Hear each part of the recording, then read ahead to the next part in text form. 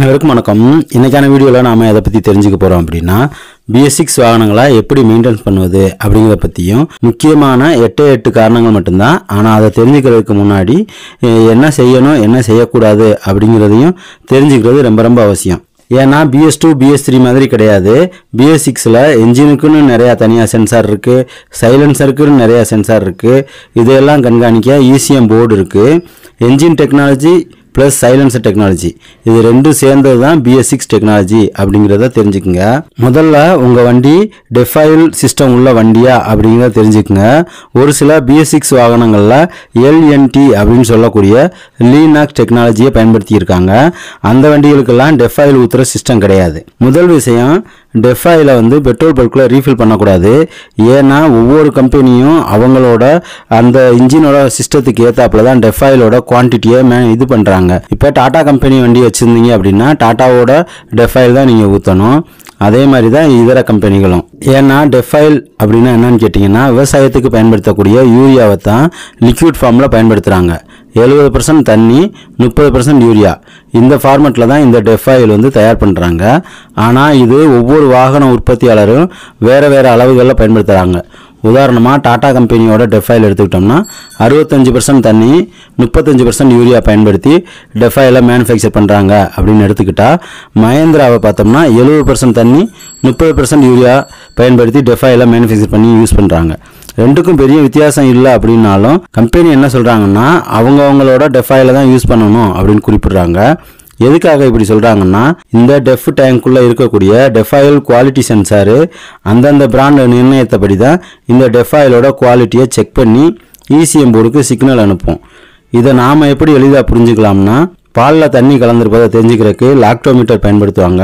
பாலில் தண்ணி கலந்துருக்கா அல்லது தண்ணியில் பால் கலந்துருக்கா அப்படிங்கிறத அதோட டென்சிட்டி வச்சு தெரிஞ்சுக்குவாங்க இல்லையா. அதே மாதிரி தான் இந்த டெஃப் டேங்க்கில் இருக்கிற குவாலிட்டி சென்சாரும் டெஃபாயிலில் யூரியா கண்டென்ட் எவ்வளோ இருக்குது, அதோட டென்சிட்டி எவ்வளோ இருக்குது அப்படின்னு சென்ஸ் பண்ணி ECMக்கு தகவல் அனுப்போம்.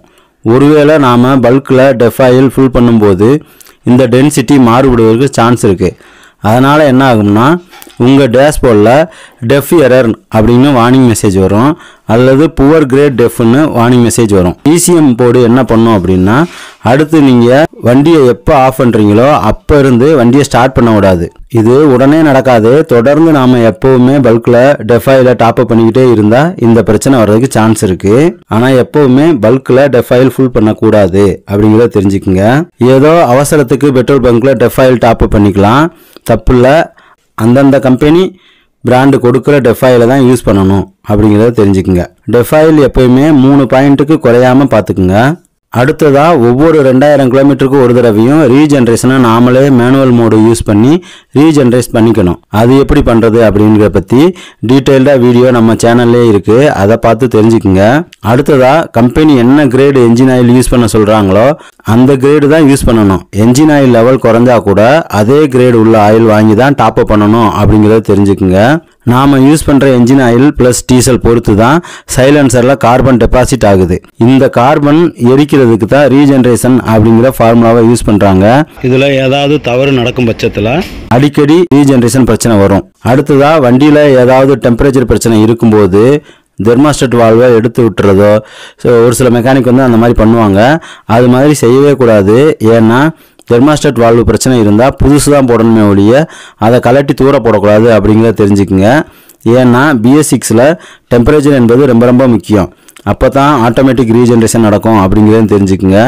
இந்த ரீஜென்ரேஷன் பற்றியெல்லாம் நம்ம சேனலில் வீடியோ இருக்குது, அதையெல்லாம் பார்த்து தெரிஞ்சுக்குங்க. ஏன்னா BS6 டீசல் என்ஜின் மெயின்டெனன்ஸ் என்பது ரொம்ப காம்ப்ளிகேட்டான விஷயம் அப்படிங்கிறதையும் புரிஞ்சுக்குங்க. சரி, அடுத்ததாக நீங்கள் சிட்டிக்குள்ளே மட்டும் கார் யூஸ் பண்ணுறவங்களா இருந்தாலும் சரி, கமர்ஷியல் கடைக்கு பால் சப்ளை மளிகை பொருள் சப்ளை பண்ணுறவங்களா இருந்தாலும் சரி, தண்ணி வண்டியாக இருந்தாலும் சரி, சிட்டிக்குள்ளே மட்டும்தான் வேலை, ஒரு நாளைக்கு 30 கிலோமீட்டருக்கு மேலே ஓடாது அப்படின்னு சொல்கிறவங்களா இருந்தாலும் சரி, ஒவ்வொரு 5000 கிலோமீட்டருக்கு ஒரு தடவையும் தொடர்ச்சியாக 50 கிலோமீட்டருக்கு ஒரு தடவை லாங் டிரைவ் போயிட்டு வருவது அவசியம் அப்படிங்கிறத தெரிஞ்சுக்குங்க. இந்த மாதிரி வெஹிக்கிள் யூஸரை ஸ்டார்ட் அண்ட் ஸ்டாப் யூஸர் அப்படின்னு குறிப்பிடுவாங்க. இவங்க வண்டியை ஆட்டோமேட்டிக் ரீஜென்ரேஷன் நடக்கிறதுக்கு ஏதுவான என்ஜின் டெம்பரேச்சரை ரீச் பண்ண முடியாது. அப்படியே டெம்பரேச்சர் வந்தாலும் ஆட்டோமேட்டிக் ரீஜெனரேஷன் நடக்கிறதுக்கு ஏதுவான வேகத்தில் வாகனத்தை இயக்க முடியாது.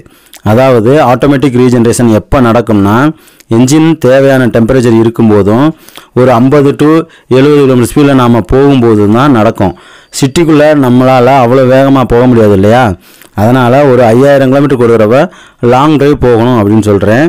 இது எல்லாமே டீசல் வண்டிக்கு மட்டும்தான், பெட்ரோல் வண்டிக்கு கிடையாது அப்படிங்கிறத தெரிஞ்சுக்குங்க. சரி, அடுத்ததாக எக்காரணம் கொண்டும் எக்ஸ்ட்ரா வயரிங், லைட் ஆல்ட்ரேஷனு இந்த மாதிரிலாம் பண்ணக்கூடாது. அப்படி பண்ணணும் அப்படின்னு நினச்சா கூட கம்பெனி தனியாகவே அதுக்கு சாக்கெட் கொடுத்துருப்பாங்க, அதன் மூலியம் தான் யூஸ் பண்ணணும் அப்படிங்கிறதையும் தெரிஞ்சுக்குங்க. டேஷ்போர்டில் ஏதாவது வார்னிங் சிம்பிள் அல்லது செக் இன்ஜின் லைட் பிளிங்க் ஆச்சு அப்படின்னா அது எதனால் எரியுது அப்படிங்கிறத தெரிஞ்சுக்கிட்டு அதை சரி பண்ணிட்டு தான் வாகனத்தை ஓட்டணும். ஏன்னா BS6 என்ஜினில் ஒவ்வொரு வார்னிங் லைட்டும் ஒன்றுக்கொன்று தொடர்புடையது. அதனால் இந்த வார்னிங் லேம்ப் பிளிங்க் ஆனால் கவனக்குறைவாக வாகனத்தை ஓட்டக்கூடாது அப்படிங்கிறத தெரிஞ்சுக்குங்க. நம்ம சேனலில் இந்த check engine light simple, dashboard warning simple, எந்தெந்த லைட்டு பிளிங்க் ஆச்சுன்னா என்னென்ன அர்த்தம் அப்படிங்கிற பற்றியெல்லாம் வீடியோ இருக்குது.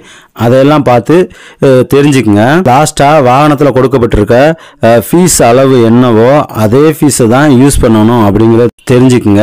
உதாரணத்துக்கு இந்த 10 ஆம்ஸ் ஃபீஸ் போச்சு அப்படின்னா அதை எடுத்துகிட்டு 20 ஆம்ஸ் ஃபீஸ் போடக்கூடாது. 10 ஆம்ஸ் ஃபீஸ் அப்படின்னு இருந்தால் 10 ஆம்ஸ் ஃபீஸ் தான் போடணும். 5 ஆம்ஸ் ஃபீஸ்னு இருந்தால் 5 ஆம்ஸ் தான் போடணும்.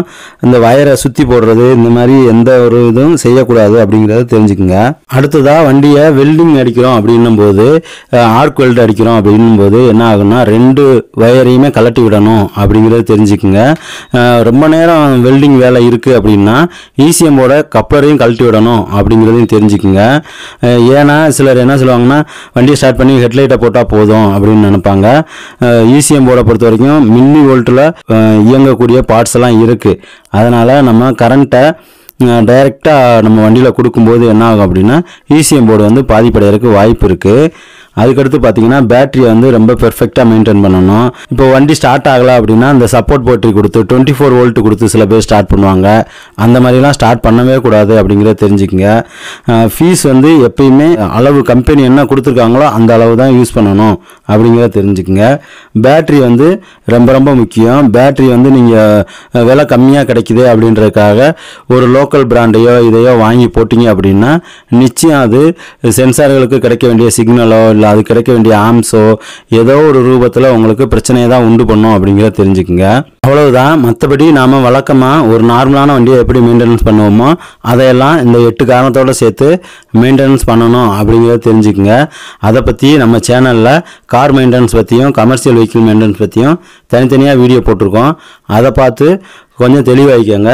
இந்த வீடியோ உங்களுக்கு பிடிச்சிருந்துச்சுன்னா லைக் பண்ணுங்கள். மற்றவங்களும் பார்த்து தெரிஞ்சுக்கிட்டோம் அப்படின்னு நினச்சிங்கன்னா ஷேர் பண்ணுங்கள். மறக்காமல் நம்ம தமிழ் மெக்கானிக் சேனலை சப்ஸ்கிரைப் பண்ணுங்கள். நன்றி, வணக்கம்.